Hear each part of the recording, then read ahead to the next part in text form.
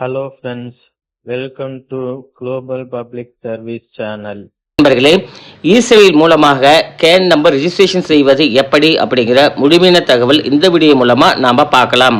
First can number எதுக்காக registration பண்றோம் அப்படின்னு பார்த்தீங்கன்னா, நீங்க கவர்மெண்ட் சைட்ல இருந்துட்டு ஏதாவது நீங்க சர்டிபிகேட் நீங்க அப்ளை பண்ணணும், அதாவது இன்கம், கம்யூனிட்டி, நேட்டிவ் இந்த மாதிரியான சர்டிபிகேட் நீங்க அப்ளை பண்ணணும் அப்படின்னா கண்டிப்பாக கேன் நம்பர் ரிஜிஸ்ட்ரேஷன் பண்ணி இருந்தால் மட்டும்தான் அதுக்கு அடுத்ததான் நீங்கள் அப்ளை பண்ண முடியும். கேன் நம்பர் ரிஜிஸ்ட்ரேஷன் பண்ணுறது யாரோடைய பேரில் நம்ம சர்டிஃபிகேட் அப்ளை பண்ண போகிறோமோ அவங்களுடைய டீட்டெயிலை வந்து நம்ம ஃபஸ்ட்டு சேவ் பண்ணி வச்சுக்கணும். ஸோ அதுதான் கேன் நம்பர் ரிஜிஸ்ட்ரேஷன் பண்ணுறது. ஒரு முறை நீங்கள் சேவ் பண்ணி வச்சுட்டீங்க அப்படின்னா நெக்ஸ்ட் டைம் நீங்கள் வந்துட்டு என்ன சர்டிஃபிகேட் அப்ளை பண்ணாலும் ஸோ ஆட்டோமேட்டிக்காக வந்துட்டு இந்த கேன் நம்பர் ரிஜிஸ்ட்ரேஷன் எடுத்துக்கும். நீங்கள் ஜஸ்ட் மற்ற விஷயத்தெல்லாத்தையுமே நீங்கள் ஜஸ்ட் ஃபில் பண்ணுற மாதிரி மட்டும்தான் வரும். கேன் நம்பர் ரிஜிஸ்டர் செய்வதற்கு அஃபிஷியல் வெப்சைட் tnedistrict.tn.gov.in அப்படின்ற இடத்துல நீங்கள் சர்ச் பண்ணுங்கள். டைரக்ட் லிங்க் டிஸ்கிரிப்ஷனில் கொடுத்துருக்கேன். அதை நீங்கள் டச் பண்ணிங்கன்னா இந்த பேஜஸ்க்கு வந்துடுவீங்க. இந்த பேஜஸில் அப்ளிகண்ட் டீட்டெயில் கொடுத்துருப்பாங்க. அதாவது நீங்கள் யாரோட பேரில் அப்ளை பண்ண போகிறீங்களோ அவங்களோட இன்ஃபர்மேஷன் மட்டுமே இங்கே ஃபில் பண்ணணும். அதுக்கு அடுத்ததாக தற்போதைய முகவரி, பர்மனெண்ட் முகவரி, கான்டாக்ட் டீட்டெயில் இதை மட்டுமே நீங்கள் கொடுத்துட்டு ரிஜிஸ்டர் கொடுத்துட்டாலே போதுமானது.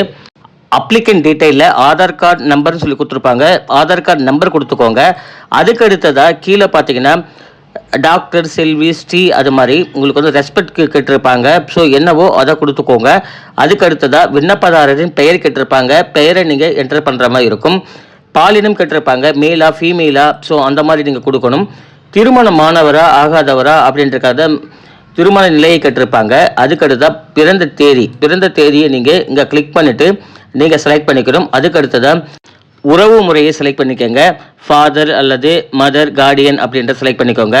அதுக்கு கீழே பார்த்தீங்கன்னா ஃபாதர் நேம் டைப் பண்ணிக்கோங்க. அதுக்கு அடுத்த ரைட் ஹேண்ட் சைடில் ஃபாதர் நேம் நீங்கள் இங்கிலீஷில் டைப் பண்ணாலே தமிழில் உங்களுக்கு காமிக்கும். செலக்ட் பண்ணிக்கோங்க. மதர் நேம் கேட்டிருப்பாங்க. மதர் நேம் இங்கிலீஷில் டைப் பண்ணிக்கோங்க. தமிழில் மதர் நேம் டைப் பண்ணிக்கோங்க.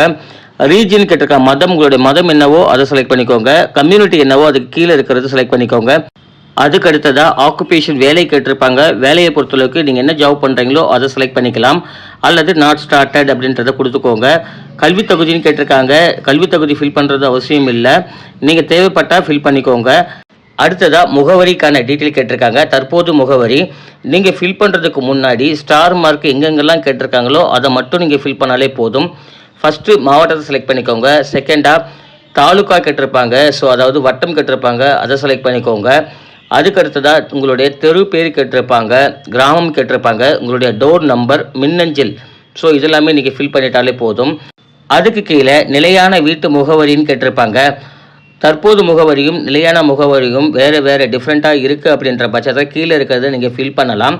அல்லது ரெண்டுமே சேம் தான் அப்படின்னா உங்களுக்கு சின்ன பாக்ஸ் ஒன்று கொடுத்துருப்பாங்க, அதை டிக் கொடுத்துட்டாலே போதும். அதுக்கு அடுத்ததாக கான்டாக்ட் டீட்டெயிலில் மொபைல் நம்பர் மட்டுமே நீங்கள் இங்கே ஃபில் பண்ணிவிட்டு ஜென்ரேட் ஓடிபி அப்படின்னு கொடுத்தீங்கன்னா நீங்கள் கொடுத்த மொபைல் நம்பருக்கு வந்து ஒரு ஓடிபி வரும். ரிசீவ் ஆன ஓடிபியை என்டர் பண்ணிட்ட பிறகு கீழே ரிஜிஸ்டர் ஆப்ஷன் கொடுத்துருப்பாங்க. ரிஜிஸ்டர்ன்றதை நீங்கள் சப்மிட் பண்ணிட்டீங்கன்னா ஆட்டோமேட்டிக்காக உங்களுடைய அக்கௌண்ட் க்ரியேட் ஆகிடும். இதுக்கப்புறம் நீங்கள் என்ன சர்வீஸ் நீங்கள் அப்ளை பண்ணாலும் உங்களுடைய ப்ரொஃபைலில் வந்து நீங்கள் மறுபடியும் அப்ளை பண்ண வேண்டிய அவசியம் இல்லை. கேன் நம்பர் மூலயமா ஆட்டோமேட்டிக்காக எடுத்துக்கும்.